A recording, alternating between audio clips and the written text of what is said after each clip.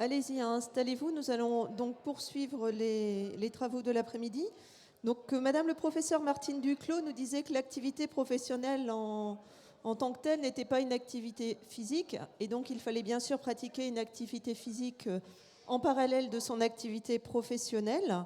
Et donc, ça tombe bien puisque nous avons avec nous cet après-midi un représentant de la Fédération française de sport en entreprise, en la personne de Monsieur Guichard, qui est directeur technique national adjoint, qui va nous parler du sport en entreprise, qui est devenu un élément incontournable dans l'organisation de toute entreprise. Je vous passe la parole. Merci.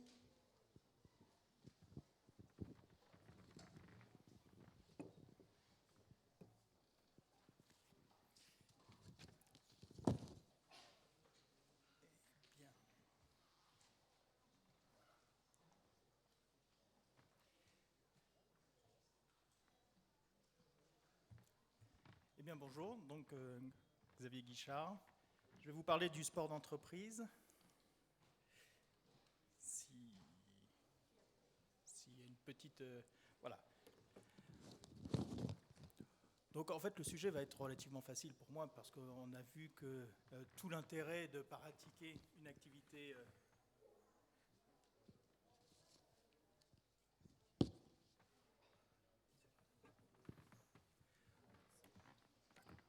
tout l'intérêt de pratiquer une activité physique ou une activité sportive, et il y a un lieu dans lequel on passe beaucoup de temps, c'est évidemment l'entreprise, le temps de travail. Et comment faire en sorte de développer une activité physique et sportive sur son temps de travail, sur le temps péri-professionnel ou pas. Alors, je vais vous parler des caractéristiques du sport d'entreprise. Quelles sont les activités de la Fédération française du sport d'entreprise pour le développement de cette activité physique et sportive au sein des entreprises ou de ce qu'on appelle le sport d'entreprise. Et puis, je vous mettrai un petit peu dans la confidence. Alors, vous allez avoir la primeur d'une annonce, d'un projet que l'on mène depuis plusieurs mois, voire quelques années, qui tient compte des constats qui ont été faits au sein de la Fédération française du sport d'entreprise pour promouvoir, développer et faire en sorte que l'ensemble du mouvement sportif puisse investir et développer le sport d'entreprise. Alors, le sport d'entreprise, en fait, de quoi parlons-nous? Alors, évidemment, dans la notion de sport d'entreprise, il faut l'entendre de façon très très large. Ça va de l'activité physique de quelques minutes par jour, de l'éveil musculaire que l'on peut faire en début d'activité, jusqu'à une activité plus corporative, des matchs de football inter-entreprise. Donc la palette de l'exercice, le sport d'entreprise est relativement large. Sport, activité physique, le sport d'entreprise entend évidemment ces deux notions. Alors l'activité physique, rien que avec pour objectif de faire bouger son corps, le sport avec une logique interne, une logique de compétition, de performance même parfois, qui peut exister dans le sport d'entreprise. Avant tout, il y a deux critères cumulatifs pour qu'on rentre dans cette sphère du sport d'entreprise. La première, c'est évidemment la période de pratique. C'est soit sur du temps de travail, soit sur du temps péri-professionnel, voire dans quelques cas extra-professionnel. Et puis le deuxième critère important, c'est le lien avec l'entreprise. C'est-à-dire qu'à un moment donné, cette pratique sportive, cette pratique d'activité physique, elle est liée à un projet qui a été mené avec l'entreprise. Alors, c'est avant tout ce sport d'entreprise, une démarche de projet construite et partagée par les acteurs de l'entreprise. Alors, soit les représentants du personnel, le CSE, soit une association sportive d'entreprise, soit les dirigeants, la direction, la DRH de l'entreprise elle-même. Mais c'est très important cette notion de projet parce que c'est la réussite du sport d'entreprise. Ça ne peut pas être simplement la mise en place d'une salle de sport en disant bah, tiens, les créneaux sont ouverts de telle heure à telle heure. Ce n'est pas des chèques vacances qui sont des chèques pour pouvoir pratiquer dans une association sportive à l'extérieur. C'est une bonne chose, mais ce n'est pas ce qu'on appelle du sport d'entreprise. Donc c'est vraiment cette notion de projet qui caractérise aussi cette notion de sport d'entreprise. Alors, de plus en plus, cette activité, le sport d'entreprise, est une activité qui est intégrée pour la performance de l'entreprise. des salariés et des collaborateurs en bonne santé. En clair, quand on est bien dans ses baskets, quand on est bien dans son corps, eh ben on fait du bon travail. La qualité de vie au travail, c'est avant tout de faire du bon travail. Et pour faire du bon travail, il faut être bien. On passe de plus en plus d'une vision de loisir, qui était celle des matchs du dimanche inter-entreprises, à une vision beaucoup plus intégrée dans le cadre de la performance des entreprises. Des salariés performants, des salariés qui sont bien dans leur basket, qui sont bien dans leur corps, font des entreprises performantes. Donc cette notion est essentielle pour l'approche que nous avons à la Fédération française du sport d'entreprise de cette notion de sport d'entreprise. Ce n'est pas du loisir. Au même titre qu'on forme les salariés sur des outils informatiques, formons-les aussi à manipuler leur corps et à être bien dans leur corps. Alors, le sport d'entreprise, ça poursuit évidemment un certain nombre d'objectifs. Alors, on a beaucoup parlé, évidemment, la santé. On passe beaucoup de temps dans les entreprises, 35 heures minimum pour ceux qui ont des emplois à temps complet. Donc, c'est un lieu important de vie. Et donc, il est important de prendre soin de sa santé. C'est aussi, pour les entreprises, un facteur de performance. Avoir des activités et une qualité de vie au travail qui est améliorée dans une entreprise, c'est aussi attirer les meilleurs talents. Ça rentre aussi dans la responsabilité sociétale des entreprises. C'est aussi, et c'est ce qu'on fait à la Fédération française du sport d'entreprise, c'est les salariés et les futurs salariés, donc avec des processus, des dispositifs que l'on met en place pour insérer des jeunes qui sont en recherche d'emploi, et notamment on a des dispositifs qui se déploient avec ce qu'on appelle Courons vers l'emploi, qui allie rencontres de chefs d'entreprise et activités sportives. Construction d'un réseau que l'on arrive à alimenter à travers des événements, j'en parlerai un petit peu tout à l'heure, réseau pour créer de l'émulation entre les entreprises notamment. Du management, du bien-être et de la cohésion, plein d'arguments qui font dire aux entreprises que le développement du sport d'entreprise, c'est un retour sur investissement.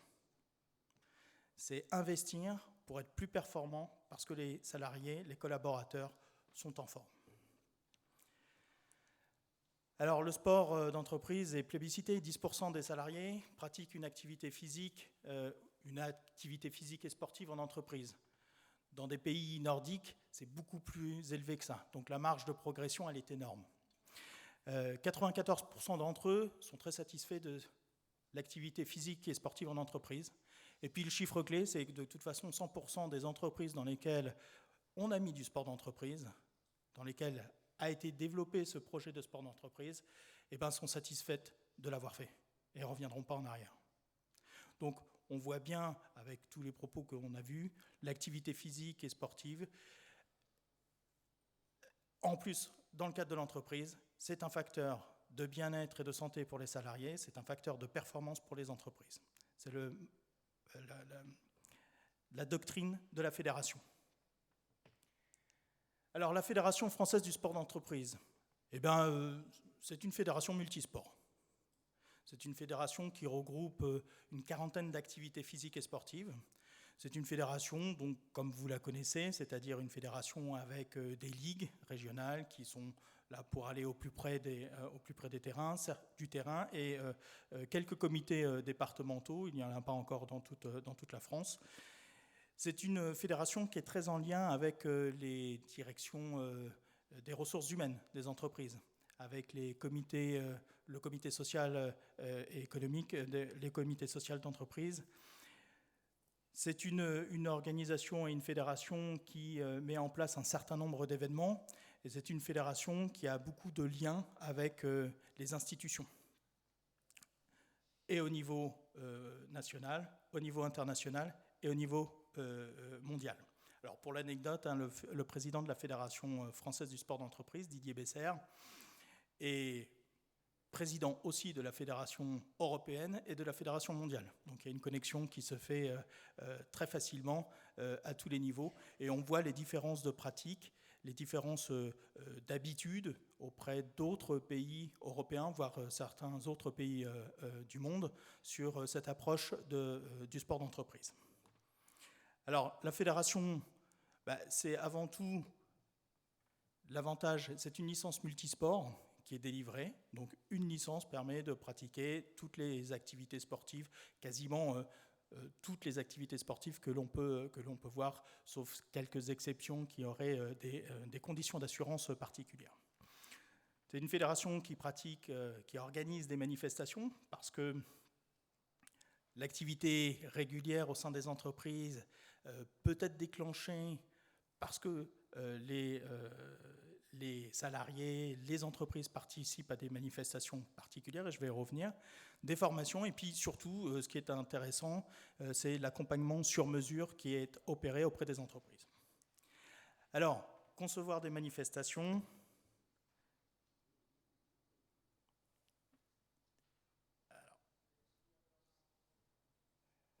voilà, en même temps, il y aura un petit film qui va venir illustrer. Sont organisés des jeux nationaux. Beaucoup d'entreprises se regroupent sur des événements, alors avec plein de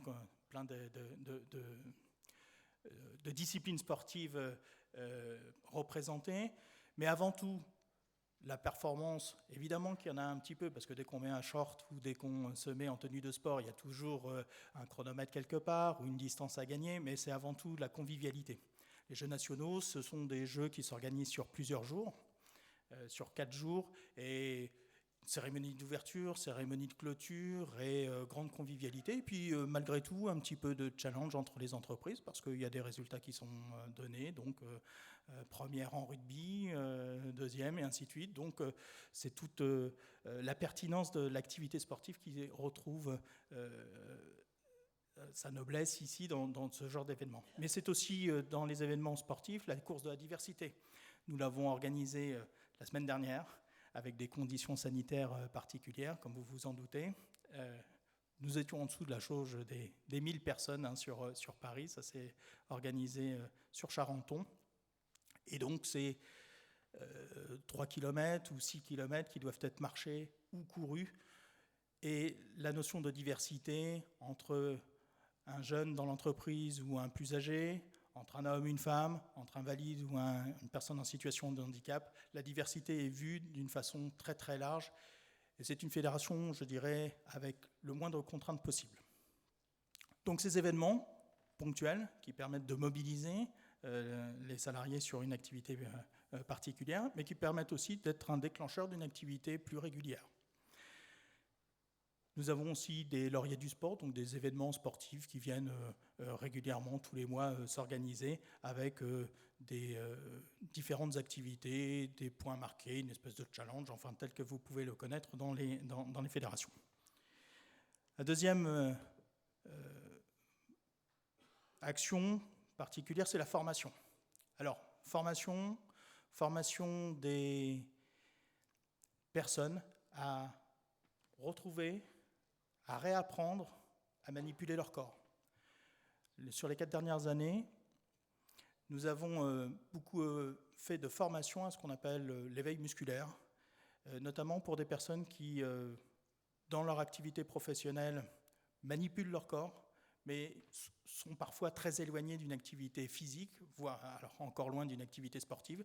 Et nous avons beaucoup fait d'interventions auprès du groupe Accor, auprès des personnels de chambre, valets de chambre, femmes de chambre, qui utilisent leur corps, mais pour autant ne connaissent pas forcément les fondamentaux sur l'utilisation du corps. On en arrive même à délivrer, au bout d'une deuxième journée, un certificat d'aptitude à la mise en œuvre de l'éveil musculaire, c'est-à-dire parmi le groupe, celui qui est le plus débrouillé pour prendre en main un petit éveil musculaire du matin de 5-10 minutes auprès de ses collègues, et donc de créer une émulation. Alors c'est très important parce que on s'aperçoit, déjà c'est bien souvent du personnel qui n'est pas forcément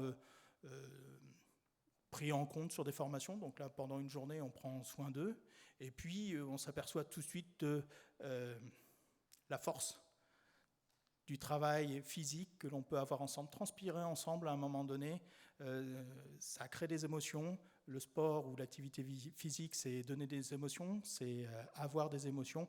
Et là, on retrouve chez des gens qui sont très éloignés de cette pratique toutes ces qualités.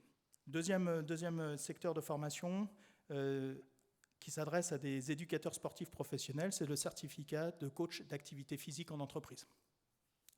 À la fédération, les personnes qui interviennent dans le réseau de la FFSE sont certifiées par nous, donc on s'engage sur leur connaissance du public particulier, qui est celui du public du sport d'entreprise. Alors, quelle est la particularité du public du sport d'entreprise ? Eh bien, comme je vous l'ai dit, on pratique le sport d'entreprise avec des salariés, avec des collaborateurs, donc avec des personnes que l'on voit tous les jours au travail. On n'a pas la même attitude que quand on est dans son club sportif sur son temps personnel. Et donc, il y a une attitude à avoir, une distanciation peut-être un petit peu différente. On ne fait pas du sport, du foot ou de l'activité physique de la même façon avec son directeur ou des gens que l'on a dans son service. Et donc, à un moment donné, il y a peut-être cette distance que le coach doit connaître aussi dans son approche pédagogique et dans son approche de l'activité. Donc, le certificat de coach d'activité physique en entreprise. Donc, connaître ce monde de l'entreprise. Enfin, une autre mission de la fédération, une autre action que nous mettons en place, c'est répondre aux attentes. Alors, les projets de sport d'entreprise, il y en a autant qu'il y a d'entreprises. Je dirais même qu'il y a autant d'attentes qu'il y a de salariés dans les entreprises. Donc à un moment donné, c'est bien du coût humain qui est donné pour que chaque entreprise arrive à mettre en place une activité qui convient. On a trop d'exemples avec des dirigeants d'entreprise qui sont des marathoniens et qui veulent mettre tous les salariés de l'entreprise à la course à pied. Ça n'intéresse pas forcément tout le monde. Le sport d'entreprise, ce n'est pas forcément non plus que du yoga entre midi et deux. Ce n'est pas non plus que du stretching, ce n'est pas non plus que le match de foot qui est organisé le soir. C'est une diversité d'activités. Et donc, à un moment donné, il faut trouver avec l'ensemble des personnes concernées, intéressées, quelle est la diversité des activités qu'ils vont vouloir pratiquer. C'est toujours un acte volontaire. La contrainte fait souvent capoter les projets de sport d'entreprise. Alors, je vous ai parlé très brièvement de la notion de sport d'entreprise, les actions que l'on met en place, et puis je vais vous parler de trois mots qui sont un petit peu les mots-clés sur lesquels nous nous basons sur notre action, et qui vont donner lieu, je vous mets dans la confidence, à une prochaine communication sur un moyen de faire vivre le sport d'entreprise. Alors la première, c'est sécuriser. Du sport en entreprise, tout le monde veut en faire. Beaucoup de chefs d'entreprise veulent en faire. Mais il y a une appréhension. La première appréhension, c'est l'accident du travail. Donc comment on fait ? La licence, je vous en ai parlé tout à l'heure, la licence multisport, avec l'affiliation. La fédération accueille des associations sportives d'entreprise, accueille des CSE, accueille parmi ses membres donc des affiliations des entreprises aussi en direct. C'est un moyen de sécuriser la pratique avec la licence, plus l'affiliation, de manière à bien identifier ce temps de pratique comme étant un temps différent de celui du temps de travail. Et donc c'est un moyen de sécuriser cette pratique. Deuxième élément, c'est la sécurisation pédagogique. Je vous ai dit que les intervenants au sein du réseau de la Fédération française du sport d'entreprise sont certifiés coach d'activité physique entreprise. C'est une qualification fédérale complémentaire qui garantit aux entreprises une qualification spécifique pour la pratique du sport d'entreprise. Diversifier l'offre. Le chef d'entreprise, quand il se dit, ou avec ses responsables des ressources humaines, ou son directeur des ressources humaines, voire même les représentants du CSE, qu'est-ce qu'on va mettre en place ? Et puis on s'aperçoit qu'au sein de l'entreprise, il y en a qui veulent faire du tir à l'arc, de la marche, de la course, du stretching, du renforcement musculaire, et ainsi de suite. Donc il y a une diversité d'offres qui doit être celle attendue par les chefs d'entreprise. Et puis enfin, faciliter la démarche. Donc faciliter la démarche, on arrive à ce triptyque, et la fédération, donc sécuriser, diversifier et faciliter, arrive à une proposition d'une plateforme qui mettra en relation l'ensemble des opérateurs. Alors ce que nous appelons des opérateurs, ce sont des clubs, des associations sportives qui pourront se mettre et s'inscrire sur la plateforme pour proposer leur activité, et en face, des entreprises qui choisiront les activités proposées par les opérateurs. La plateforme, donc la fédération, mettra en relation avec un système de facturation, de simplification et de réservation, avec des paiements par l'entreprise, par le salarié, avec un prorata et tout ce qu'on peut imaginer de cas possibles, permettra d'être un hub de présentation de l'ensemble des activités pour les entreprises, leur permettant de choisir les activités qui seront proposées. Avec cette sécurisation, cette diversification et cette facilitation d'accès à la pratique sportive. Ça part vraiment des constats depuis de nombreuses années faits au sein de la fédération.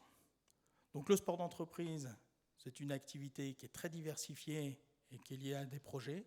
Une fédération qui cherche à mettre en relation l'ensemble du mouvement sportif avec les attentes des entreprises. Et puis une solution qui sort dans quelques jours. Donc vous aurez une communication certainement plus importante avec des supports de communication que je ne pouvais pas vous présenter encore aujourd'hui, et qui vous permettra, entre autres, de vous faciliter certainement l'approche et le contact avec les entreprises, et pour vous pouvoir dispenser de la natation, notamment de la natation santé, auprès des entreprises qui souhaiteraient la mettre en place. Je vous remercie de votre attention. Merci, Monsieur Guichard. Allez-y pour les questions. Michel Bayon. Michel Bayon de la Ligue Grand Est de natation. Si j'oublie votre dernière phrase, vous n'avez pas beaucoup parlé de natation. Alors, je crois qu'on est à la Fédération française de natation ici. Alors, la question, elle ne se veut pas du tout agressive. Je vais la formuler autrement. Comment vous vous y prenez pour envoyer vos collaborateurs à la piscine ? Alors, c'était une grosse difficulté, je suis d'accord avec vous. Alors, prioritairement dans les entreprises, une des actions est sur le sur-mesure. Beaucoup créent des salles de sport au sein de leurs locaux. La fédération amène son expertise sur la bonne disposition de la salle, du matériel de musculation, parce que c'est principalement ce genre de matériel qu'on trouve dans les salles. La proposition d'activité de natation, on ne peut pas faire sans vous. Ça, c'est clair. Et qu'à un moment donné, et je reviens sur l'objectif de la plateforme, c'est de mettre en relation les clubs avec les entreprises et de faciliter ce lien qui est parfois difficile à créer. Donc la solution arrive. En tout cas, une solution arrive.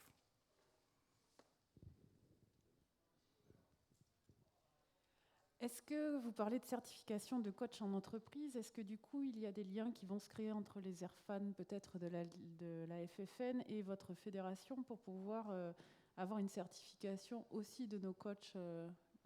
L'ERFAN, ce sont nos réseaux de formation. Voilà. Et donc, pour certifier coach en entreprise, aussi nos éducateurs en natation. Alors, la formation coach en entreprise, je vous inviterai à aller sur le site de la fédération où les plaquettes d'information classiques sont proposées. C'est 35 heures de formation. On ne s'interdit pas, évidemment, de faire une validation des acquis de l'expérience. Donc, certification, parce que malgré tout, si dans le certificat, je ne vais pas vous apprendre et la fédération ne va pas vous apprendre à faire de la natation, ce n'est pas le sujet. c'est l'approche de projet et de contact avec l'entreprise, c'est-à-dire l'environnement dans lequel vous allez intervenir. Mais techniquement, la natation, c'est votre domaine.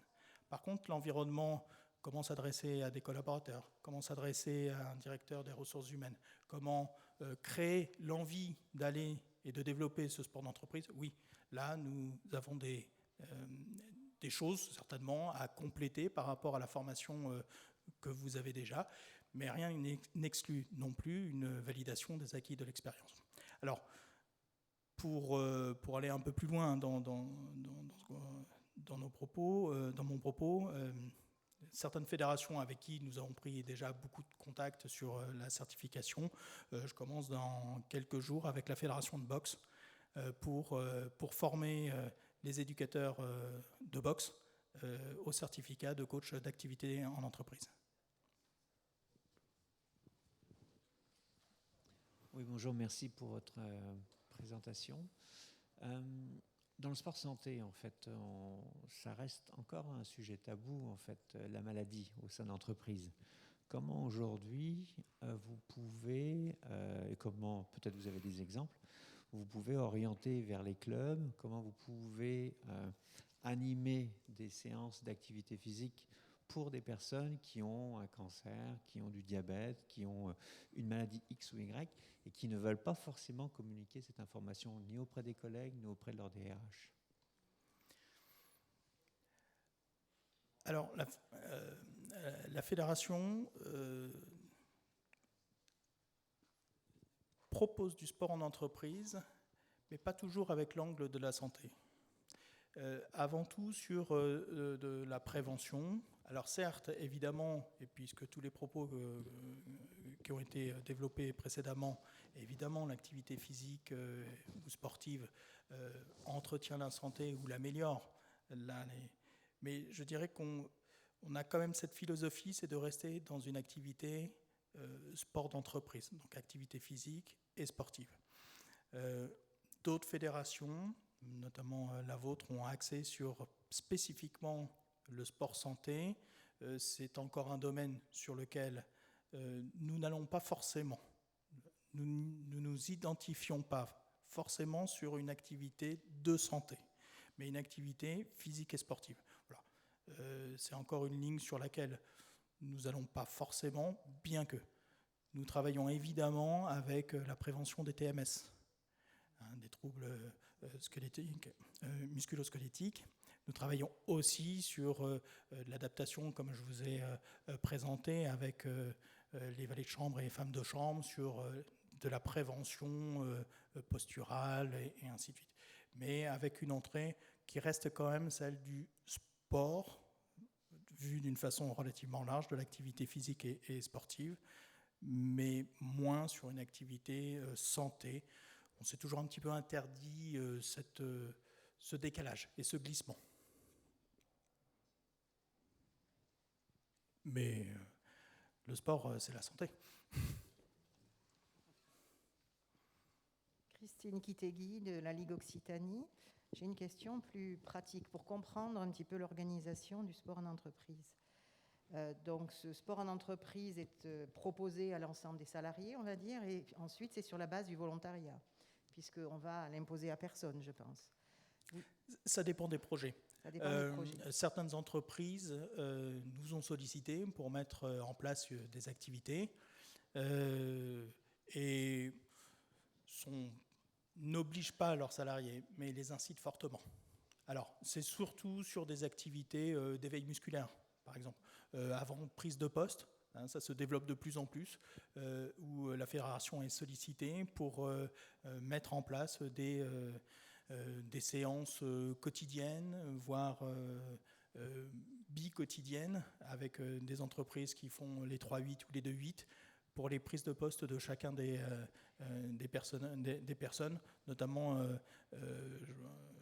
j'ai pour mémoire une entreprise qui n'est pas très loin d'ici et qui fonctionne en 2-8 et qui souhaitait, avant chaque prise de poste, qu'il y ait un éveil musculaire. Alors, la plupart du temps, on intervient et comme je vous ai parlé d'un certificat avec d'aptitude à la mise en œuvre, donc celui qui est le plus débrouillé peut prendre ensuite, avec son équipe, la direction d'un petit éveil musculaire avant la prise de poste. Donc là, vous parlez de temps court, de Oui. temps assez court. Vous avez parlé aussi d'accidents de travail, donc il y avait la crainte d'accidents de travail. Donc dans le cadre de la sécurisation de la pratique, vous avez trouvé la réponse. Mais ça veut donc dire que ce sport est sur le temps de travail ? Pas toujours. Pas toujours, ça dépend des entreprises. Ça dépend vraiment. Ce qu'il faut percevoir dans le sport d'entreprise, c'est que il y a autant d'attentes qu'il y a d'entreprises, et même au sein de la même entreprise, il y a autant d'attentes différentes qu'il y a de salariés. Je caricature, mais c'est presque ça. Alors après, vous avez des grands groupes Oui. avec qui on travaille beaucoup. Je pense à Veolia, je pense à la Banque de France, qui sont chez nous et affiliés chez nous. Donc ils ont des structures qui sont évidemment beaucoup plus importantes et qui permettent une grande diversité en leur sein. Ensuite, le sport d'entreprise, c'est aussi regrouper et affilier des auto-entrepreneurs. Oui. Mais pour en venir, c'est en lien avec la natation, puisqu'on vous a dit tout à l'heure qu'on était la Fédération française de natation. La plupart du temps, ces entreprises installent des salles où on va Pas dire forcément. des terrains, enfin pas forcément. Mais comment, du coup, peut-on envisager que la natation devienne sport d'entreprise ? Parce que je sais pas, il n'y a pas beaucoup d'entreprises qui ont construit des bassins au sein de leur site. Pas beaucoup. Par contre, il existe, et c'est, je dirais, une solution qui se développe sur beaucoup de territoires. Dans des zones d'activité, il y a des associations interentreprises ou des regroupements d'entreprises qui se créent et dans lesquels interviennent ensuite des clubs sportifs locaux. Donc, il y a je pense à Nancy avec Dynapol, qui est une grosse structure chez nous, qui regroupe de multiples entreprises, constituées sous forme d'une association sportive interentreprise, comme vous pouvez le retrouver dans le Code du sport, et qui permettent aux salariés de pratiquer. C'est une sorte de club omnisport dans lequel on peut retrouver de la natation sans difficulté. Une dernière question, Christiane. Sylviane. Oui, Sylviane, docteur Colombani, de la Ligue PACA. Ce sport que vous mettez pour la performance de l'entreprise, est-ce qu'à un moment donné, vous envisagez de le faire figurer peu ou prou dans un contrat de travail ? Est-ce qu'il y a des alinéas ? Parce qu'en fait, vos salariés ou vos travailleurs, d'une façon générale, vous allez les dégager pour qu'ils fassent ce sport. Est-ce qu'il est prévu dans un contrat de travail ? Est-ce qu'il y a des plages qui peuvent être dégagées et qui font partie des temps de travail ? Ce serait très sérieux, finalement. C'est une très bonne remarque. Il y a un changement de mentalité qui s'opère. Progressivement, le sport a été considéré par les entreprises comme une activité un petit peu annexe. On s'aperçoit de plus en plus que l'activité physique et sportive contribue à l'amélioration de la performance des entreprises. Et donc, à un moment donné, ça peut être intéressant, au même titre que l'on envoie les salariés sur des formations sur de la bureautique ou sur d'autres choses, d'intégrer cette activité physique et sportive comme étant une valeur ajoutée sur la productivité des entreprises. Alors, il y a une entreprise, et puis en ce moment c'est peut-être aussi un petit peu compliqué, c'est quand même de produire et de vendre. Mais pour mieux produire et pour mieux vendre, parfois il faut des unités de production que sont aussi les salariés performants. Donc, mais il y a un changement de mentalité qui se fait. Je vous ai montré tout à l'heure, il n'y a que 10% des salariés qui pratiquent une activité dite sport d'entreprise. 100% des entreprises qui sont passées au sport d'entreprise ne reviendraient pas en arrière. On a encore une grosse marge de manœuvre et des mentalités qui doivent être parfois un peu changées. Mais ce qu'on observe depuis, puisqu'on a parlé de la pandémie et du Covid, c'est un sujet qui devient vraiment d'actualité sur prendre soin de soi. On parle beaucoup d'environnement. Parler de l'environnement, c'est bien. L'environnement, c'est aussi prendre soin de soi. On parle du télétravail. Personne ne m'a posé la question d'ailleurs sur le télétravail et le sport d'entreprise. Évidemment, il y a des solutions qui existent avec des cours qui peuvent être faits à distance. C'est aussi une des solutions que l'on développe dans la plateforme, mais ça restera évidemment temporaire ou ponctuel. Parce que le sport, c'est aussi partager des émotions et les partager physiquement. Merci, Monsieur Guichard. Je pense que vous allez encore rester un petit moment avec nous après, s'il y a d'autres questions à la fin des exposés. Je vais maintenant demander au docteur Michel Brignot, qui est pneumologue et médecin du sport, de venir nous parler de l'intérêt de la natation pour les pathologies respiratoires. Merci.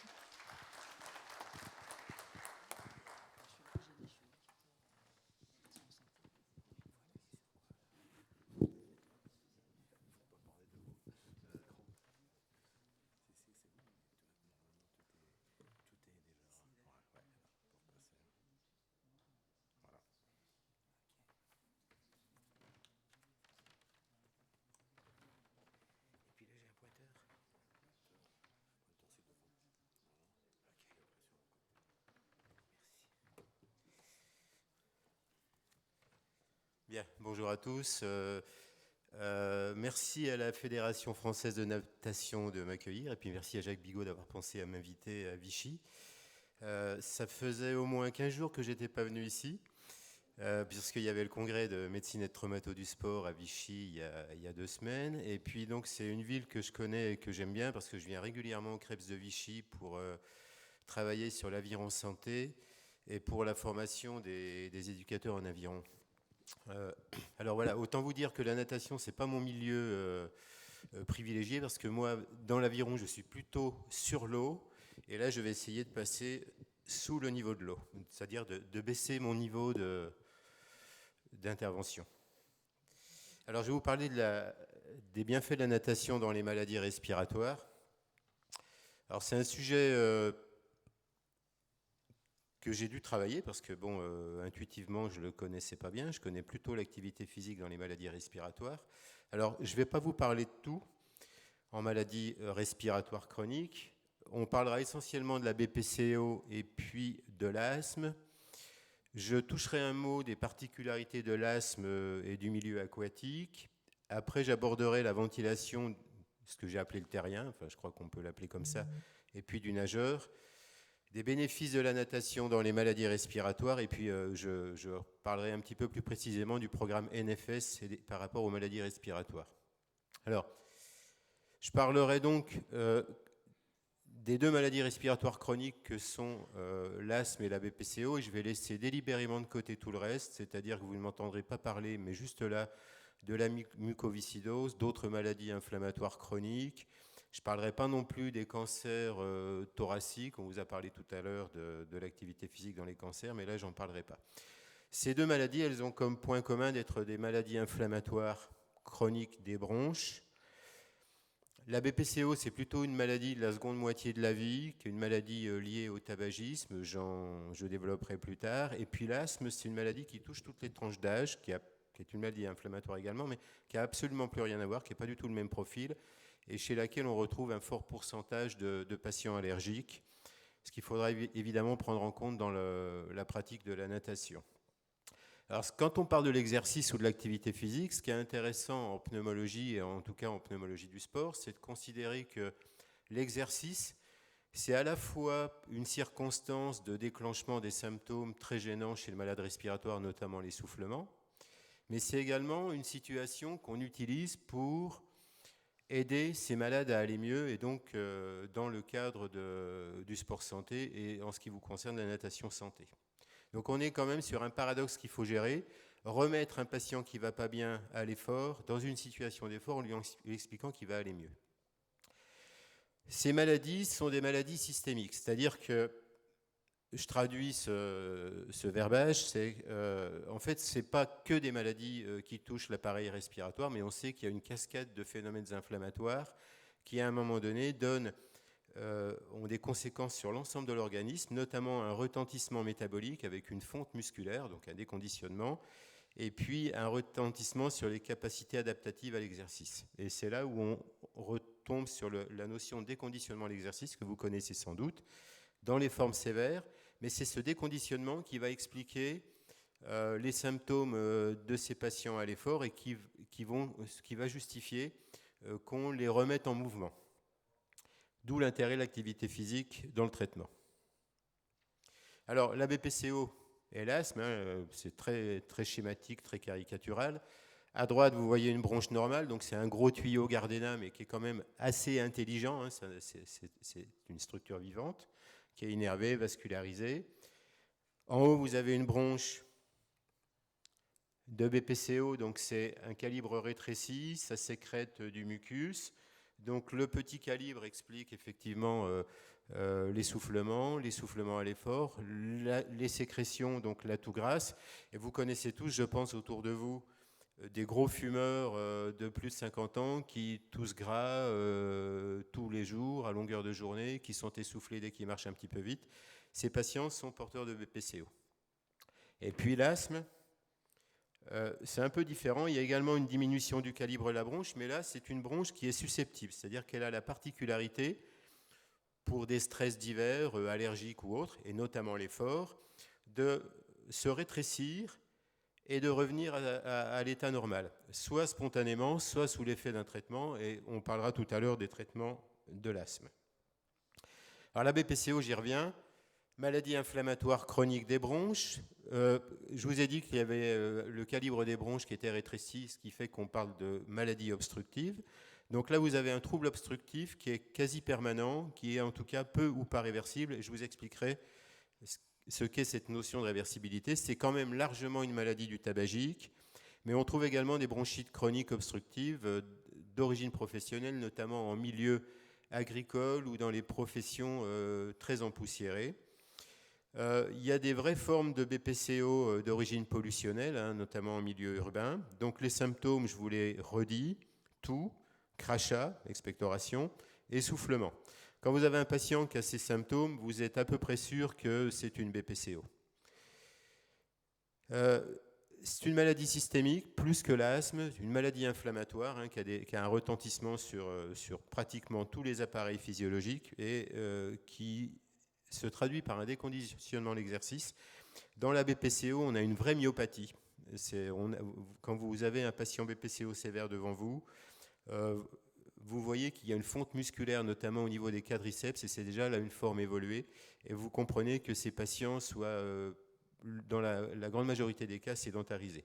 L'évolution se fait vers l'insuffisance respiratoire. Ce qui est important, c'est de souligner la fréquence des comorbidités. Ce sont souvent des patients qui ont des maladies métaboliques, qui sont cardiovasculaires, qui sont artéritiques, qui sont hypertendus. Enfin voilà, ils ont à peu près tout le package du patient éthylotabagique et sédentaire.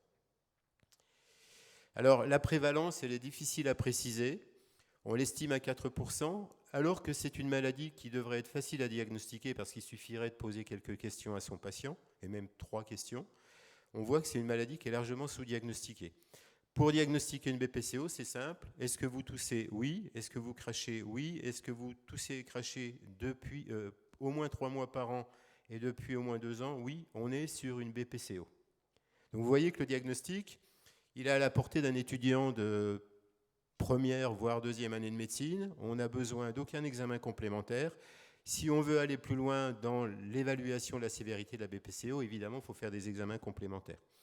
Alors, la prévalence, et c'est la même chose dans l'asthme, vous verrez qu'elle est variable suivant qu'on l'évalue sur des enquêtes déclaratives ou des mesures de la fonction respiratoire. C'est exactement le même propos de Martine Duclos tout à l'heure, quand on voulait parler de l'inactivité physique. Simplement, en interrogeant les patients, ça ne suffit pas, il faut mesurer leur activité physique. Et bien là, si on demande à des patients s'ils ont des symptômes, souvent ils répondent non, parce que pour eux, le fait de fumer 1 ou 2 paquets de cigarettes par jour depuis 20 ans, ils toussent et ils crachent à longueur de journée, mais finalement, c'est normal parce qu'ils sont fumeurs, donc ça fait partie de la panoplie du fumeur, alors qu'en réalité, ils sont malades. Donc quand on se met à mesurer la fonction respiratoire et à rechercher l'obstruction bronchique, on la trouve, et là, forcément, on a une prévalence qui est beaucoup plus importante, mais qui est plus proche de la réalité.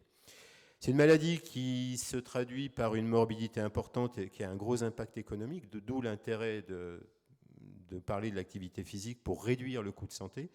En 2017, c'était 80 000 à 124 000 hospitalisations. C'était 800 000 journées d'hospitalisation. C'est la 4e cause de mortalité en 2006 avec 16 500 décès par BPCO.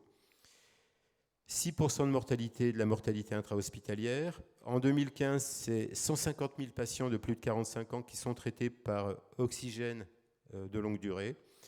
C'est 5 500 € par an et par patient, donc c'est 45% de cette somme qui est due aux hospitalisations.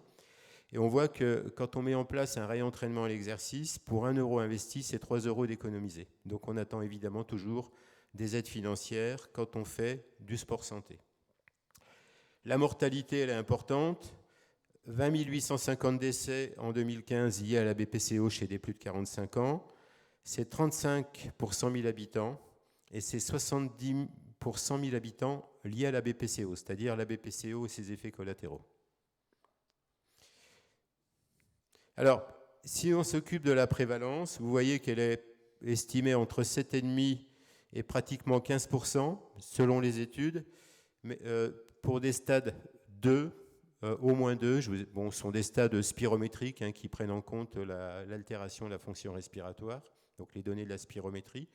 Vous voyez que ces variations, elles sont directement imputables aux méthodes qui ont été utilisées pour évaluer cette prévalence.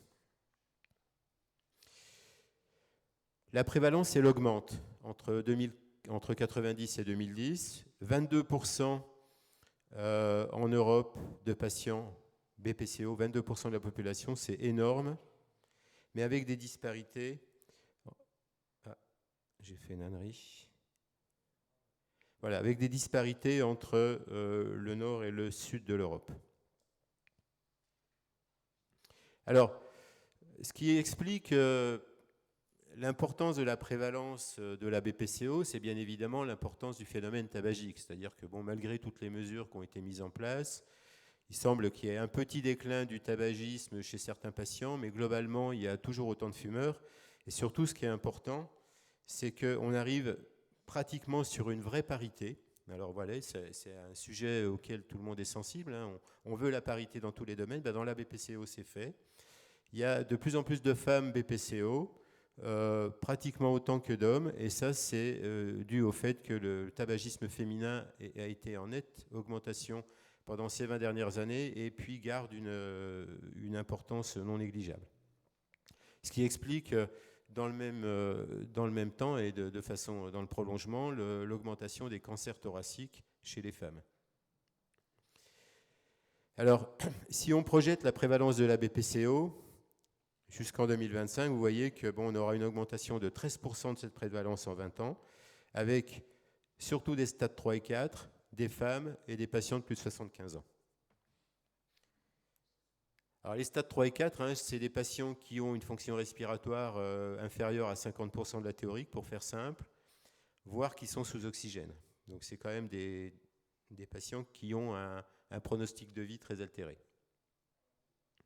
Alors, pour mesurer la fonction respiratoire, on fait une spirométrie. Alors il y a des petits appareils très simples qu'on peut utiliser sur le terrain. Ça, c'est une cabine de plethysmographie. C'est simplement pour vous montrer à quoi ressemble la courbe des volumes d'un patient BPCO. Ici, vous avez en noir, vous avez une courbe normale, et en bleu, vous voyez la boucle, l'expiration forcée d'un patient BPCO. Donc, il y a une obstruction bronchique sévère. Vous voyez que les paramètres, on est à 66% de VEMS au lieu d'être à 100%. C'est le volume expiré au maximum pendant la première seconde. Et puis sur les petites bronches, on est à 17%. Je vous remontrerai cette courbe après parce que je l'utilise également dans l'asthme. Donc là, quand on fait inhaler un bronchodilatateur à ces patients, il ne se passe rien ou pas grand-chose. Donc on sait qu'on n'est pas sur un asthme. Alors, pourquoi les patients BPCO sont essoufflés ? C'est tout simplement parce qu'ils sont déconditionnés à l'exercice, c'est-à-dire qu'au départ, ils ont une maladie obstructive des bronches qui font qu'ils ne sont pas bien quand ils bougent. Comme ils ne sont pas bien quand ils bougent, qu'ils ont une moins bonne tolérance à l'exercice, tout naturellement, ils bougent moins, voire ils ne bougent plus du tout. Ils augmentent leur handicap respiratoire et ils abaissent leur seuil de dyspnée. Donc ils sont de plus en plus essoufflés. Donc l'idée, c'est d'inverser cette boucle de déconditionnement à l'exercice par le réentraînement et par des techniques appropriées. Mais vous voyez que, en fait, ce n'est pas spécifique à la BPCO, ce déconditionnement à l'exercice. Si vous remplacez la dyspnée par de la douleur ou par des limitations fonctionnelles au niveau articulaire, enfin par tout ce qui peut gêner le mouvement, vous allez arriver à la même situation. Alors, quand on regarde le parcours de soins qui est proposé par l'HAS en janvier 2020 dans la BPCO, du plus simple au plus compliqué, vous avez des patients qui ont des symptômes, on commence de s'occuper d'eux, on fait des mesures de la fonction respiratoire, on leur propose des médicaments, mais rapidement, je ne sais pas si vous voyez bien tous, mais rapidement, on leur propose de la réadaptation respiratoire. Alors, la réadaptation respiratoire, en fait, c'est un espèce de cocktail thérapeutique ou de prise en charge dans lequel il y a du réentraînement à l'exercice, donc de l'activité physique, mais également du sevrage tabagique, de la nutrition, de la prise en charge psychologique, parce que souvent, ce sont des patients qui sont anxio-dépressifs. Enfin, voilà, plein de choses. Mais le réentraînement à l'exercice à proprement parler, ça n'est qu'un tout petit volet de la réhabilitation respiratoire. Ce n'est pas synonyme. Donc c'est vraiment une prise en charge multifactorielle. Et maintenant, on sait très bien que l'activité physique dans la BPCO, ça fait 15 ans qu'on demande aux patients BPCO de bouger dans des programmes qu'ensuite on essaie de pérenniser quand on les remet en ambulatoire.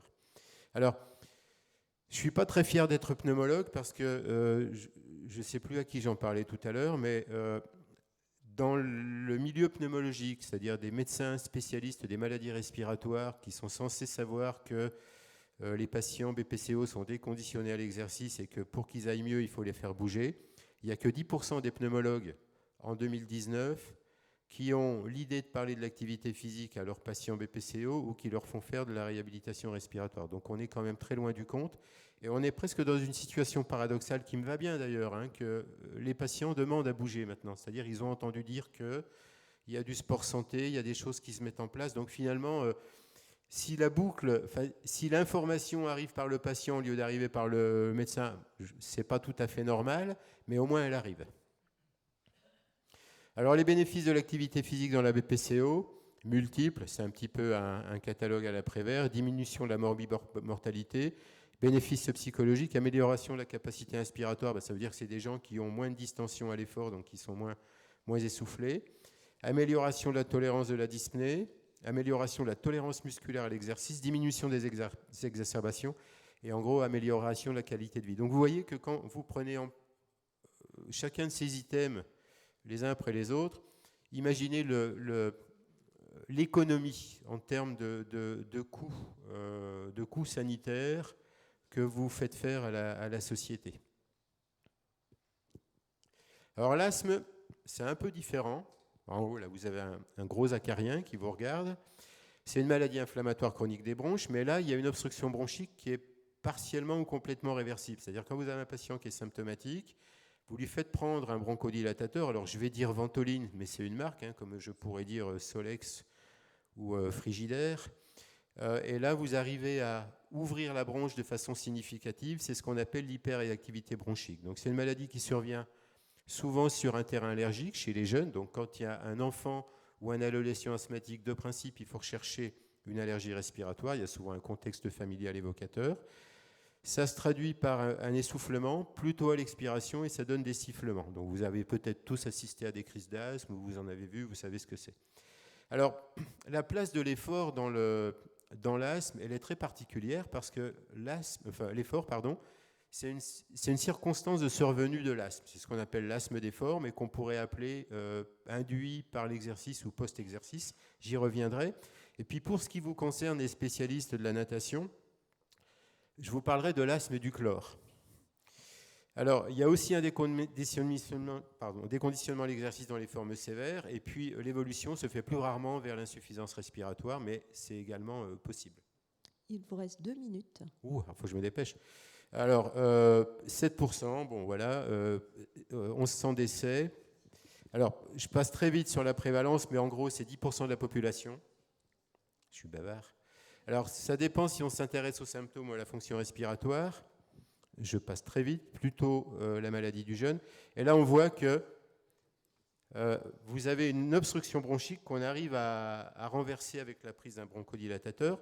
Et puis ça, c'est un jeune garçon que j'ai rencontré l'année dernière qui m'a raconté son histoire. En fait, chaque fois qu'il allait à la piscine, il faisait des crises d'asthme. C'est simplement pour aborder le sujet de l'asthme aux chloramines et des dérivés chlorés. Donc c'est une maladie qu'on connaît maintenant depuis un certain nombre d'années, qui est due en fait à des produits de transformation du chlore du bassin au contact de matières organiques. Ça donne des chloramines qui sont des substances très allergisantes, donc qui donnent des asthmes plutôt chez les nageurs, exceptionnellement dans l'encadrement.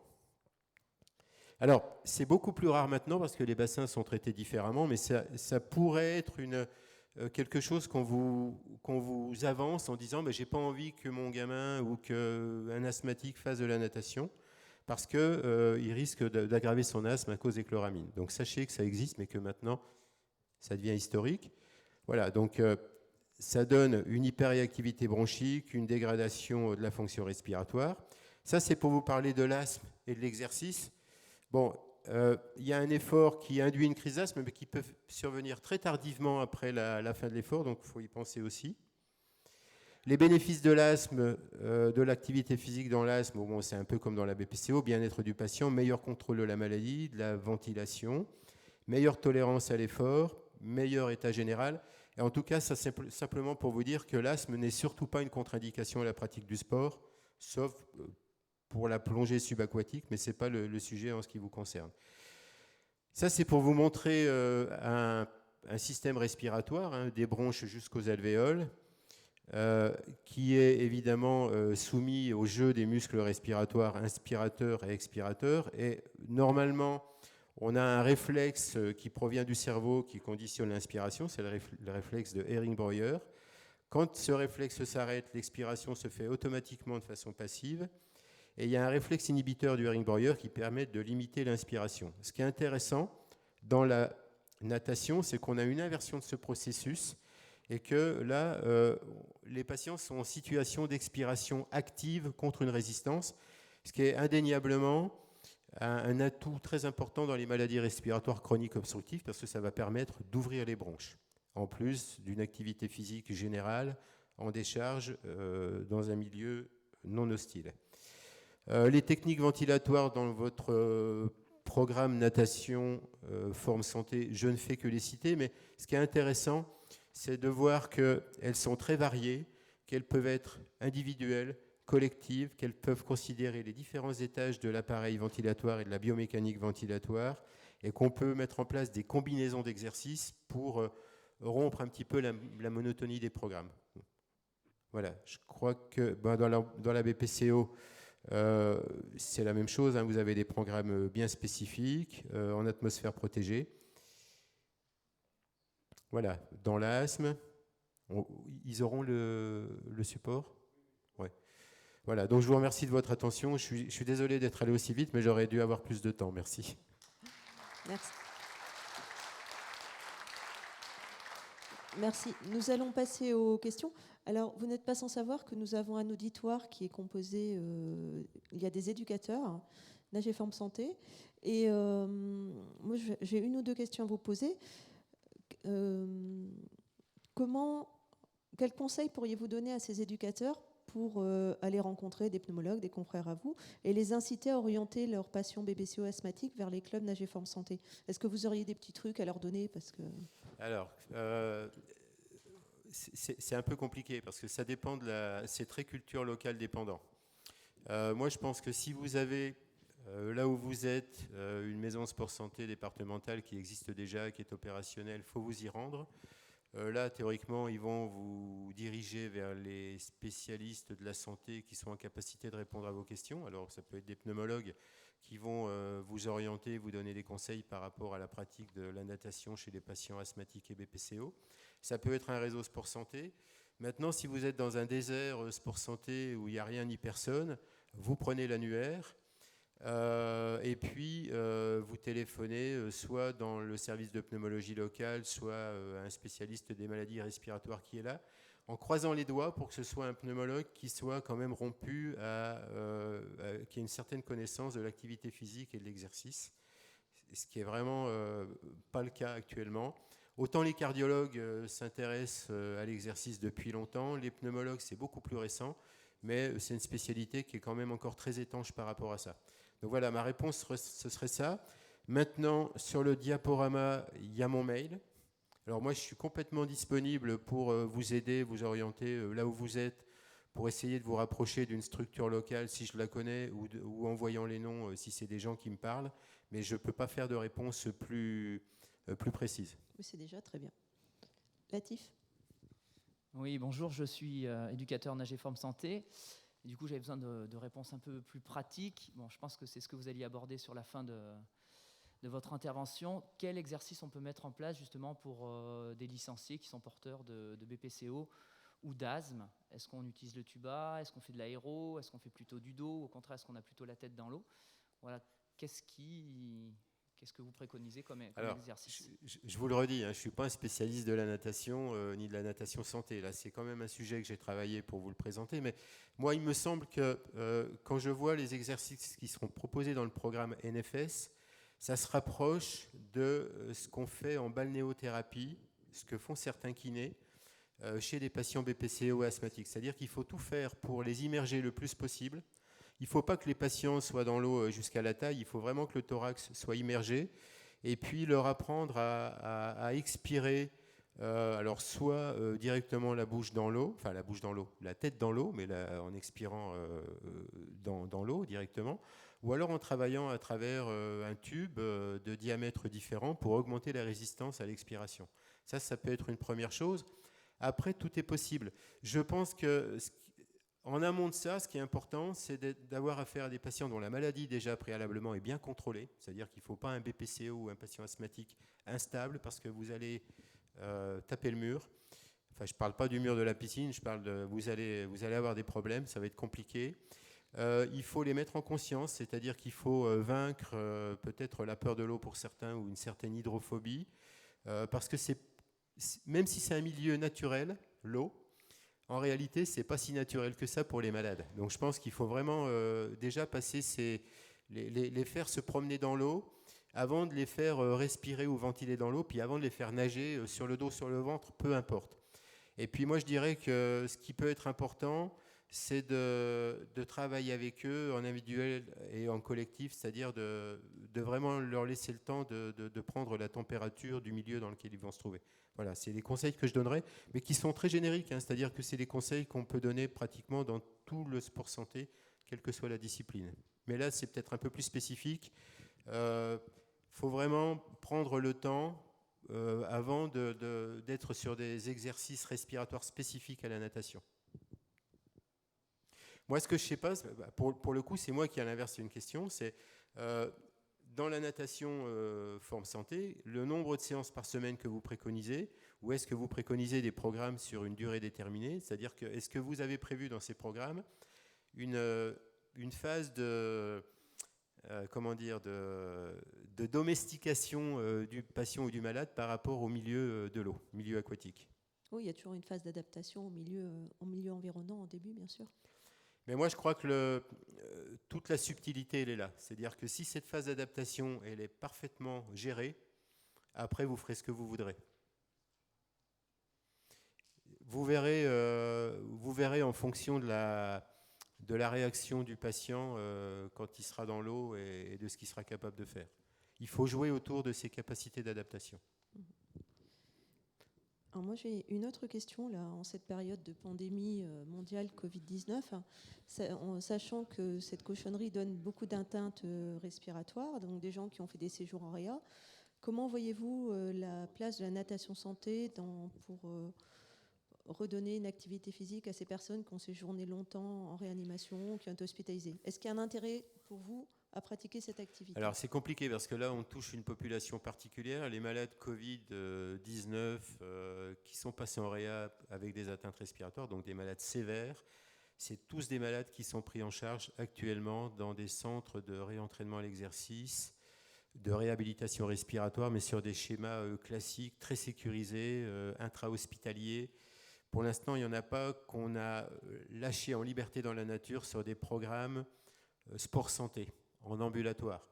Ça viendra, et je pense qu'après, à partir de là, quand vous aurez, ou quand on aura le feu vert des spécialistes qui s'occupent d'eux, des réanimateurs, des pneumologues, des cardiologues, et puis qu'on aura fait des explorations à l'exercice qui feront passer le feu au vert, ils pourront vous être confiés sans problème. Merci.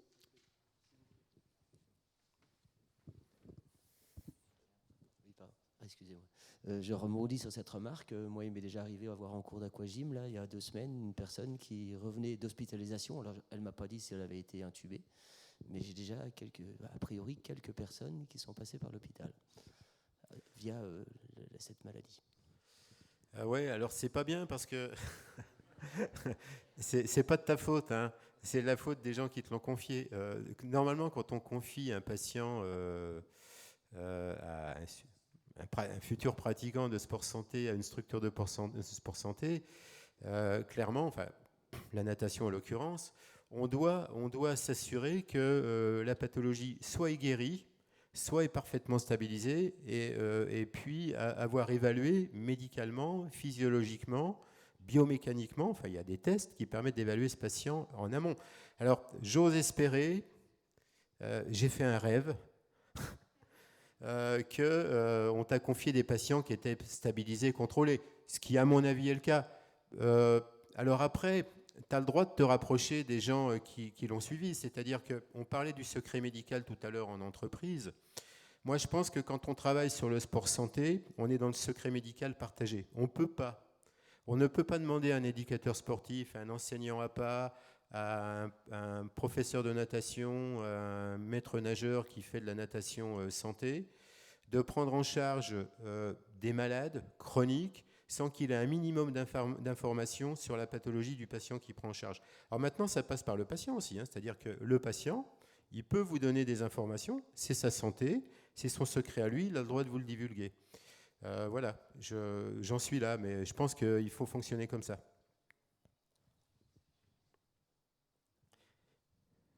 Une question en haut. J'ai retiré ça. Patrick Gasto, éducateur nagé forme santé. Voilà, par rapport à ce que vous venez de dire, je crois qu'il faudrait qu'on se rappelle à chaque fois que ceux qui viennent dans nos clubs, ils peuvent avoir 2 statuts. Soit ils viennent sur du sport sur ordonnance, et à partir de ce moment-là, on est effectivement un collaborateur, des soignants. Avec le médecin, le pneumologue qui vous l'a envoyé, et là vous échangez normalement. Ça, c'est la première position. La deuxième position, ils viennent en tant que simples pratiquants, et à partir de ce moment-là, je crois que les échanges sont plus compliqués, puisque la personne vient comme simple pratiquant. Et je crois qu'il faut bien faire la différence entre les deux. En plus, c'est très important pour la responsabilité que peuvent avoir les personnes quand ils prennent en charge des patients, comme vous avez dit à ce moment-là, et pas des pratiquants. Alors, je suis complètement d'accord. Il y a 2 niveaux de fonctionnement. Dans les 2 cas, je pense que vous devez vous assurer que le pratiquant. Enfin, moi, je parle de patient, mais à un moment donné, on doit parler de pratiquant et d'usager. Hein, donc, j'enlève ma blouse blanche et puis je mets un survêtement. Et voilà, il faut qu'il sache que c'est sa responsabilité aussi à lui qui l'engage. C'est-à-dire qu'à un moment donné, s'il ne vous donne pas des informations cruciales pour que vous puissiez travailler correctement et qu'il y a un problème, ce n'est pas vous qui êtes responsable, c'est lui. Merci.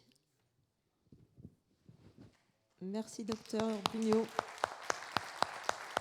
Alors, nous allons passer à la dernière intervention de cet après-midi avec Jacques Bigot, qui est responsable du pôle ressources nationales sport santé bien-être, qui va nous parler des maisons sport santé, le rôle des clubs de natation dans le dispositif ministériel. Tout d'abord, je tiens à remercier Michel, qui n'est pas un spécialiste de la natation, mais qui connaît très bien l'aviron, pour avoir travaillé avec lui dans la conception du coach Aviron Santé. Et c'est un médecin qui connaît toute la panoplie du sportif, du sport santé, jusqu'aux médaillés olympiques et aux rameurs de l'équipe de France, puisqu'il est aussi médecin de l'équipe de France d'aviron. Donc je tiens à le remercier. On a beaucoup échangé sur ce sujet, parce que trouver un pneumologue qui veut venir s'exprimer en public sur la pratique de l'activité physique, c'est pas simple. Voilà. Donc je le remercie pour répondre à des questions de tout à l'heure. Michel a très bien expliqué les objectifs qui sont apparus à un moment donné à l'écran, expiration forcée, etc. Et le tuba n'est qu'un moyen, c'est un outil. Et après, l'avantage de l'eau, vous l'avez vu en formation, c'est que la pression n'est pas la même en fonction de la profondeur, et plus vous allez utiliser la profondeur, plus vous allez jouer sur les diamètres du tuyau, entre guillemets, utilisé, vous allez rendre plus ou moins difficile l'expiration. Voilà. Merci Michel encore de nous avoir apporté un éclairage sur ces pathologies respiratoires. Donc moi, je vais vous parler un petit peu des maisons sport santé. Alors, comme Michel, ça fait pas très longtemps que j'étais là aussi à ce pupitre pour animer tout le regroupement des référents des maisons sport santé du territoire de métropole et d'outre-mer, puisque nous avons quelqu'un aussi qui dans l'assistance de la Réunion. Donc, je vais vous parler des maisons sport santé. Alors, je ne vais pas vous faire un discours proprement parlé sur le cahier des charges des maisons sport santé, mais comment un club de natation peut s'inscrire dans le dispositif, et est-ce que ça vaut le coup, est-ce que ça vaut pas le coup, est-ce que j'y vais pas, voilà. Et donc, dans un premier temps, très rapidement quand même, savoir ce que c'est qu'une maison sport santé, et puis après on laissera, je vais essayer d'aller vite, la place aux échanges s'il y a besoin. Donc, ça c'est le plan, on va passer très vite. Alors, les maisons sport santé, c'est quoi ? C'est une promesse du candidat Macron lors de la campagne au présidentiel, où il nous a promis les 500 maisons sport santé d'ici la fin du quinquennat. Voilà, donc à l'heure actuelle, les maisons sport santé, c'est un axe prioritaire de la stratégie nationale sport santé. Je vous rappelle, la stratégie nationale sport santé, c'est ce qui a succédé au plan national sport santé bien-être. Et cette stratégie nationale sport santé doit être déclinée au plan régional. Donc dans toutes les régions, à part quelques-unes, il n'y a pas de stratégie régionale sport santé. Donc je rigole un peu parce que Dominique sait de quoi je parle. Mais voilà ce vers quoi il faut aller. Donc c'est un dispositif qui est porté à la fois et conjointement par le ministère de la Solidarité et de la Santé et le ministère chargé des Sports. Et il faut savoir que la stratégie nationale sport santé, c'est un dispositif qui est piloté par le comité interministériel sur la santé, qui lui-même est placé sous l'égide du Premier ministre. Donc ça marque là déjà une volonté politique que l'on n'avait pas auparavant. Donc, et puis ensuite, il y a un comité de programmation qui analyse les dépôts des dossiers de candidature. Et alors contrairement à ce qui a été dit tout à l'heure, ce n'est pas un label, c'est une reconnaissance. Donc les personnes du bureau juridique du ministère vous expliqueraient que si on met un label, ça veut dire que derrière, il y a des responsabilités, il y a tout un enjeu réglementaire qu'on ne voulait pas mettre en jeu, donc c'est une reconnaissance. Alors, la maison sport santé, c'est quoi ? Alors, je vais faire très vite. L'objectif, en gros, c'est de faire un guichet unique du sport santé sur un territoire. Donc, c'est une structure qui doit être capable d'accueillir le public, de l'informer sur les bienfaits du sport santé et de proposer un programme sport santé personnalisé et de l'orienter vers une structure reconnue par les réseaux sport santé bien-être ou par les institutions. Avec, quand je dis structure reconnue, ça veut dire éducateur diplômé, répondant à un cahier des charges, nombre de personnes par séance, etc. Alors, je vais être un peu plus précis. Donc, accueillir le public, ça peut être un accueil physique ou téléphonique. Il faut renseigner sur les offres de pratique d'activité physique locale, puisque les maisons sport santé elles doivent s'adapter au contexte local. Il faut informer, conseiller, sensibiliser sur les bienfaits, je l'ai déjà dit, et orienter vers des professionnels qualifiés, parce qu'il faut aussi évaluer la personne avant de pouvoir l'orienter. Donc quand je dis évaluer, c'est évaluer au plan des capacités physiques, parce que l'évaluation au plan médical, bien sûr, se fait par le médecin qui va orienter. Alors la maison sport santé, c'est quoi ? D'abord, quand on a élaboré le cahier des charges, on n'a pas voulu imposer une structure juridique.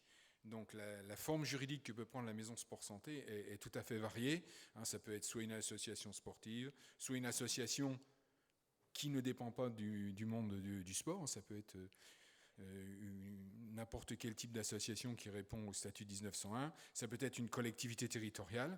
Nous avons, Marie, si je me trompe, tu me reprends. Marie, c'est ma collaboratrice sur les maisons sport santé. Nous avons un département qui est porteur d'une maison sport santé dans le Grand Est. C'est le département de la Moselle qui porte la maison sport santé. Alors ça a beaucoup d'avantages.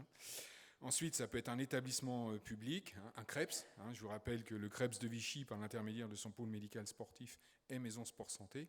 Ça peut être un établissement public de santé, une clinique, un CH, un CHU. Pour la petite histoire, la maison sport santé du CHU de Rennes est portée par François Carré, le professeur François Carré. Ça peut être des sociétés commerciales. Ça peut être une fondation. On a une fondation, la fondation Selzer de mémoire, qui est dans les Hautes-Alpes. Et ça peut être des mutuelles qui peuvent porter aussi le dispositif maison sport santé. Donc on va passer très vite sur le reste, on l'a déjà évoqué. Alors ce qui est important, c'est qu'on cherche une viabilité économique de la maison sport santé. Pourquoi ? Parce que c'est pas parce qu'une maison sport santé est reconnue que la subvention est sine qua non. C'est pas parce qu'on est reconnu qu'on a une subvention qui arrive. Mais on peut aider, et notamment le ministère des Sports, a aidé en 2020 les maisons sport santé qui ont été reconnues en 2019. Il y a eu quand même plus de 800 000 euros qui ont été distribués sur des crédits sport uniquement. Ne me faites pas dire ce que j'ai pas dit, l'ARS n'a rien donné. Le ministère de la Santé n'a rien donné. Voilà. Quel est le public accueilli pour ces maisons sport santé ? C'est accueillir et orienter toutes les personnes qui souhaitent pratiquer, qui souhaitent développer, qui souhaitent reprendre une activité physique à des fins de santé ou à des fins de bien-être. La maison sport santé, c'est de la prévention primaire à la prévention tertiaire. On accueille tout le monde, quel que soit l'état de santé, quel que soit l'âge, et quel que soit l'état de fragilité. Mais dans le cahier des charges, on demande à avoir une attention particulière aux publics qui sont en situation de fragilité au plan socio-économique, aux personnes en situation de handicap, aux personnes fortement sédentarisées et aux personnes porteurs de maladies chroniques, tout ce qu'on a vu précédemment. Alors comment ça fonctionne ? On a un appel à projet qui est lancé par les deux ministères. Alors sur l'appel à projet 2019, nous avons eu 278 dossiers déposés et à la fin du compte, par un comité de programmation au plan national, 138 maisons sport santé qui ont été reconnues. Et si on fait une statistique importante, c'est qu'on a une forte demande des collectivités territoriales. Alors, puisqu'on est dans la région Auvergne-Rhône-Alpes, je vous ai fait un petit focus sur l'Auvergne-Rhône-Alpes. Donc, nous avons 15 maisons sport santé qui ont été reconnues sur l'ensemble du territoire. En gros, une par département, sauf pour l'Allier qui en a 3 et l'Isère qui en a 2. Donc à l'heure actuelle, nous sommes dans l'appel à projet 2020. La date des limites de dépôt des dossiers est écoulée. Nous avons reçu 200... j'ai fait une petite faute, Marie, je crois que c'est 261 maisons dossiers recevables. Donc nous sommes actuellement à l'étude. Et le comité de programmation est théoriquement prévu courant janvier 2021. Alors là, c'est les maisons sport santé, je vais passer vite, vous aurez ça dans le diaporama. Alors maintenant, le club de natation, labellisé, là c'est un label, natation santé, soit en AG-Forme bien-être, soit en AG-Forme santé. Quel intérêt ? L'intérêt, c'est une reconnaissance et une visibilité de l'offre sport santé locale, d'une démarche de qualité, d'une démarche de sécurité. C'est la mise en avant aussi de nouveaux espaces, de nouveaux locaux, ou qui sont déjà en place pour répondre aux besoins spécifiques d'un territoire. À mon avis, les fédérations doivent rester un partenaire privilégié du ministère chargé des sports, de manière à avoir un maillage territorial le plus fin possible grâce aux clubs de natation. Et il ne faut pas oublier que nous sommes actuellement à un tournant important avec cette nouvelle gouvernance du sport et de l'Agence nationale du sport qui a été créée et dont un orateur a parlé précédemment. Alors quel positionnement ? Je pense de manière très, très ferme qu'il ne faut pas être étranger au dispositif Maison Sport Santé. On a parlé de la stratégie nationale sport santé, des plans régionaux sport santé bien-être ou des stratégies régionales sport santé. Alors l'intérêt, c'est peut-être de ne pas être la structure porteuse du dispositif, mais c'est de ne pas être étranger. C'est-à-dire qu'il faut obligatoirement vous faire recenser, vous faire connaître auprès du dispositif, de manière à ce qu'on puisse vous orienter, ou qu'on puisse orienter les personnes qui vont venir dans la maison sport santé vers les clubs de natation. L'idée de la maison sport santé, c'est d'avoir un catalogue d'offres, tout le panel des offres sport santé disponibles, et en fonction de ce que veut pratiquer la personne, de pouvoir l'orienter vers des clubs qui sont connus de ces structures-là. Donc c'est tout le recensement de l'offre d'activité, aussi bien en tertiaire qu'en prévention primaire. Donc c'est aussi, par rapport à une structure associative, un club de natation, c'est d'avoir un positionnement différent, se positionner dans un registre totalement différent. Pourquoi ? Parce que quand on est élu dans une collectivité, qu'est-ce que vient demander le club ? Alors, de natation ou autre discipline, on vient souvent quémander de l'argent, des équipements, etc. Donc là, l'idée aussi, c'est de positionner le club dans un autre registre, et là, vous êtes un porteur, vous êtes un acteur, et vous venez proposer à la collectivité les services du sport santé. Et là, vous êtes dans un positionnement différent, et le rapport est totalement différent. De manière à ce que vous puissiez être reconnu comme un acteur de santé publique, être référencé par les institutions, aussi bien ARS que DRJSCS, tisser de nouveaux partenariats, et par rapport à mon collègue qui a présenté tout à l'heure la Fédération française du sport en entreprise, c'est réfléchir, parce que je pense qu'à l'heure actuelle, il va falloir s'impliquer fortement dans la démarche d'activité physique et sportive en milieu professionnel, puisqu'à l'heure actuelle, les travaux sont fortement engagés avec la DGT, avec la Direction Générale du Travail, du ministère du Travail, sur un nouveau plan santé au travail qui va sortir prochainement, où l'activité physique a pour la première fois une place dans ce plan, et une place importante.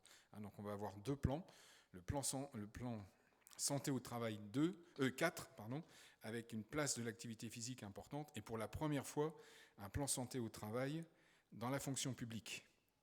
Donc ça, c'est des éléments importants. Et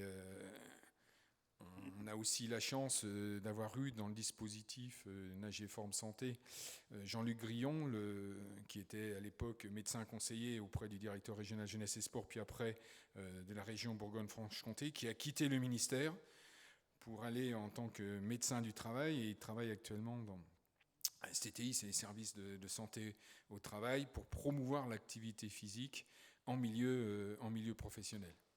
Et là, je pense aussi qu'il y a une ouverture, il ne faut pas, je pense, rater la marche, rater le train, parce que d'autres activités vont se positionner.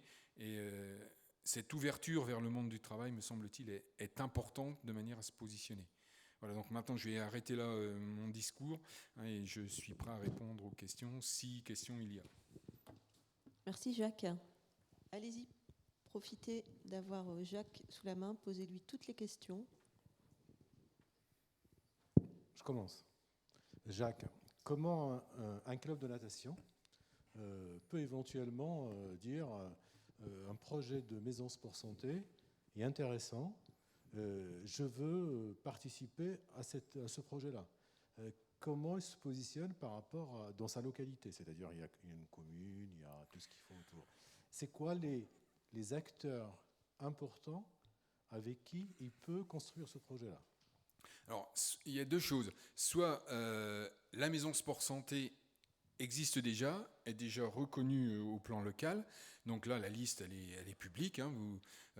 Nous avons fait, Marie a travaillé sur une carte interactive sur tout le territoire. Vous cliquez, vous avez en gros la fiche d'identité de la maison sport santé avec les coordonnées des personnes référentes. Donc il faut les contacter, vous faire connaître en tant qu'acteur de santé publique, vous êtes capable de proposer une activité de sport santé, hein, de manière à ce qu'après l'évaluation de la condition physique, on puisse l'orienter vers le club de natation.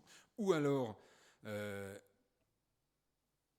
on est dans une phase de création d'une maison sport santé, et la création de la maison sport santé, de toute façon, quand j'ai dit tout à l'heure, toutes les structures, les formes juridiques qui portaient cette maison sport santé, ils ne les portent pas tout seuls.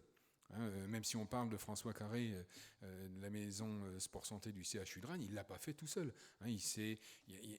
L'avantage de la maison sport santé, c'est de mettre des partenariats en place, des partenariats locaux en fonction du contexte.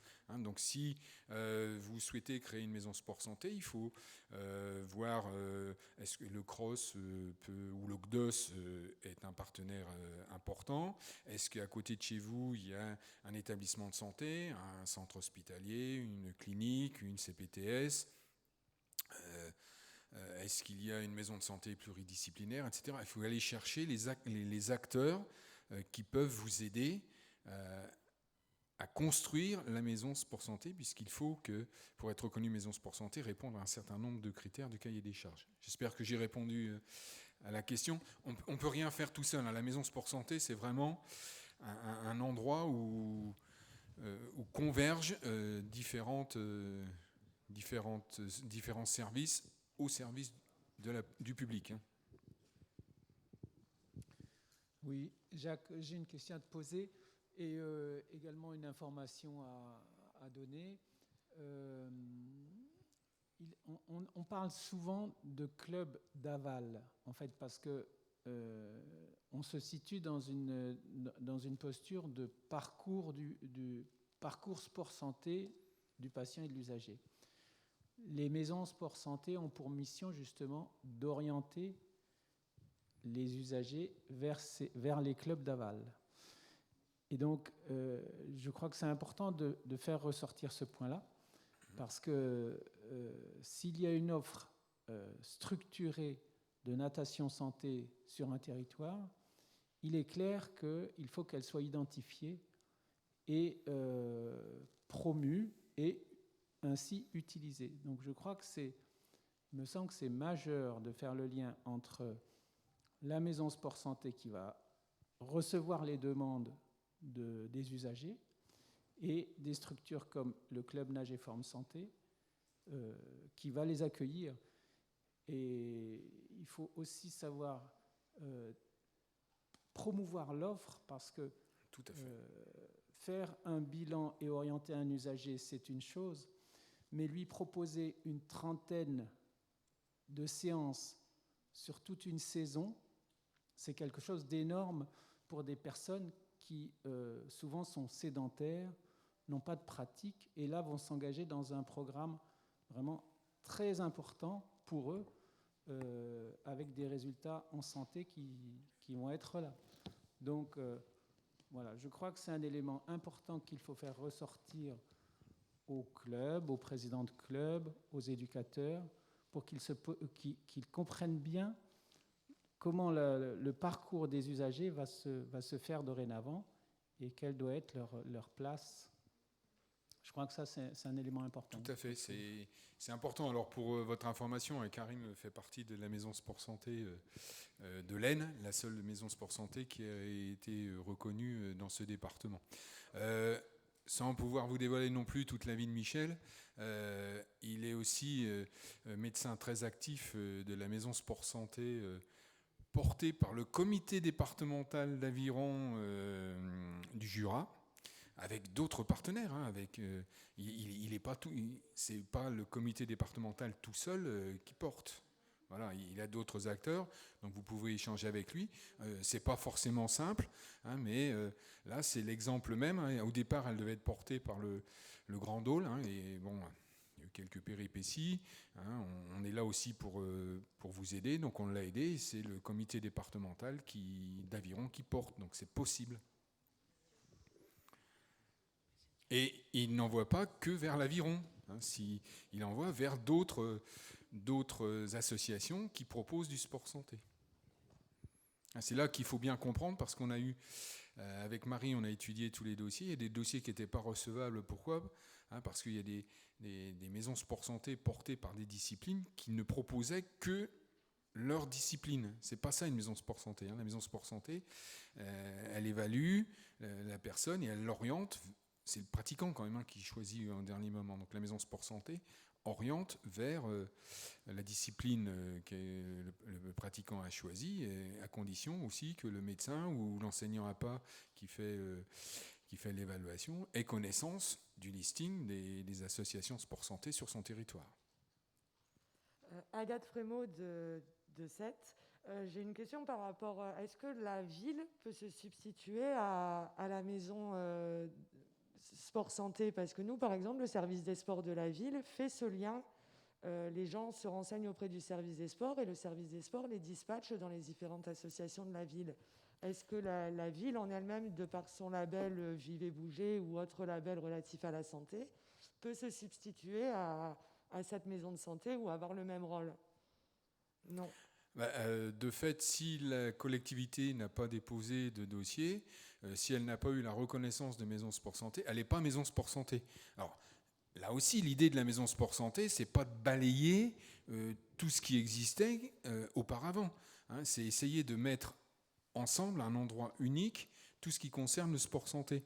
Donc, si la collectivité, via son service des sports, veut porter, on peut la reconnaître comme maison sport santé, mais à condition qu'elle oriente vers toutes les disciplines qui proposent du sport santé.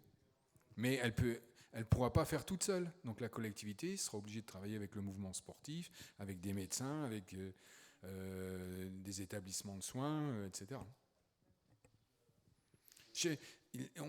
La maison sport santé, ça doit être le reflet du contexte local. Excuse-moi. Bonjour, merci Jacques. Alors tu sais que j'ai travaillé sur le groupe de travail et je suis ravi que enfin les maisons sport santé puissent sortir de terre. Je pense que ça va être un ancrage important pour le sport santé, pour la visibilité de l'ensemble des acteurs. Donc c'est un point majeur dans la stratégie nationale sport santé.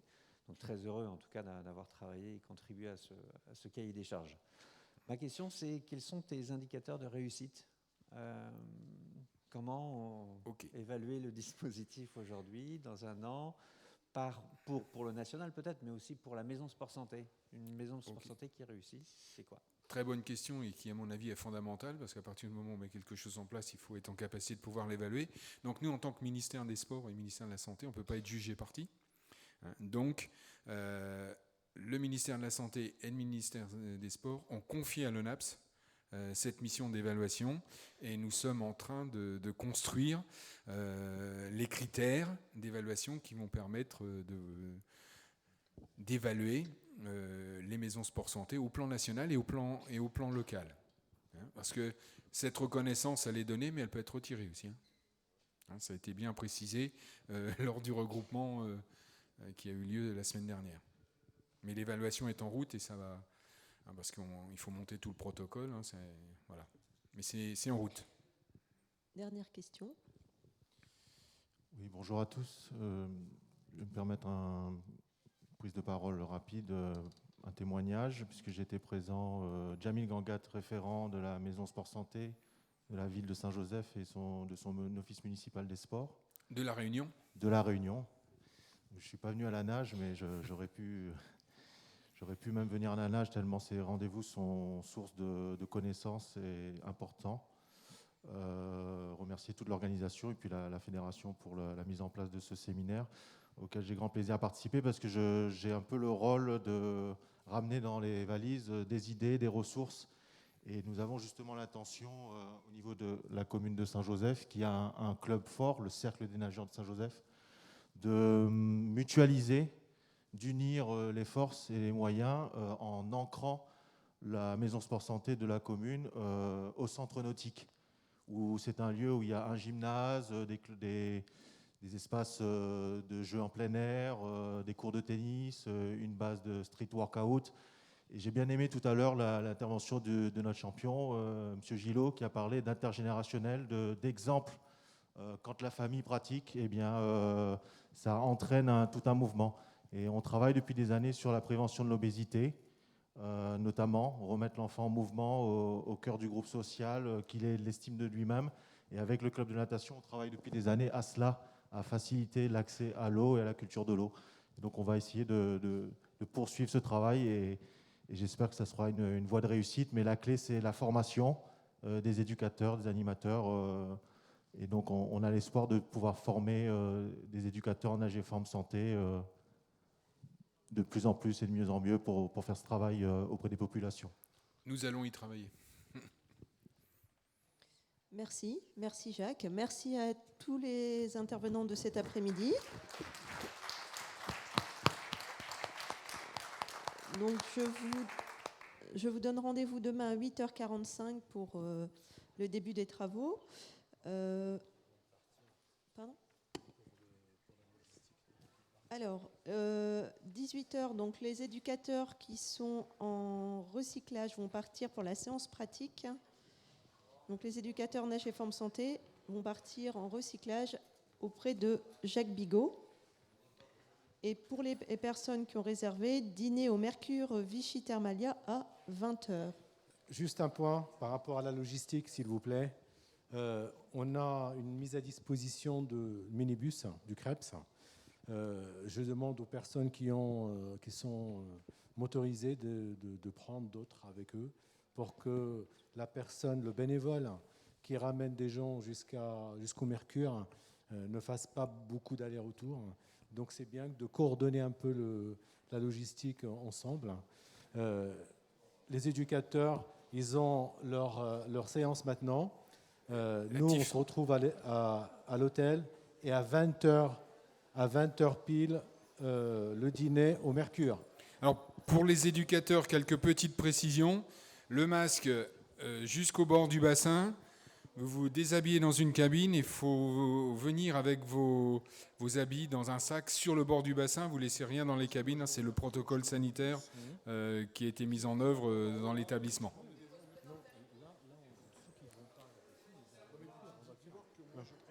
Oui, bien sûr. Une autre information, s'il vous plaît, pour les gens qui ne sont pas des éducateurs en recyclage et qui doivent aller au Mercure dès maintenant pour récupérer leur chambre, pour être prêts pour 20h pour le dîner. Il y a un minibus à l'extérieur et on va commencer à faire l'aller-retour pour les déposer à l'hôtel. Merci. Oui, il va y avoir pas mal. Sauf les gens qui font une voiture. Oui, c'est pour ça.